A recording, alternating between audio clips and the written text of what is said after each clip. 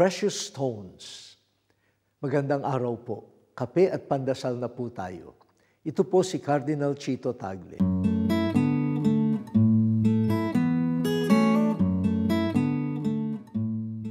Precious stones.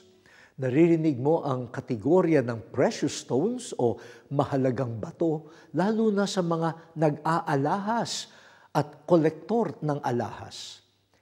Pinakaiingatan ang mga batong ito. Ginagamit lamang sa espesyal na pagtitipon ng mga bigating tao. Sino ang may precious stones? Mga taong may sapat na kayamanan at nakikihalo sa mataas na ranggo ng lipunan. Kung minsan, nagiging precious ang tao dahil sa suot niyang precious stones.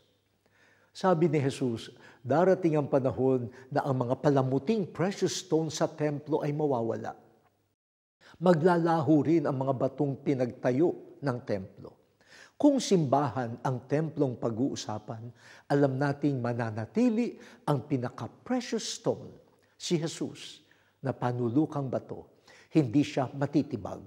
Sana manatili rin tayong mga mananampalataya bilang mga buhay na bato na nakadikit kay Jesus. Dahil sa Kanya, lahat tayo ay precious stones. Pahalagahan at ingatan natin ang bawat isa.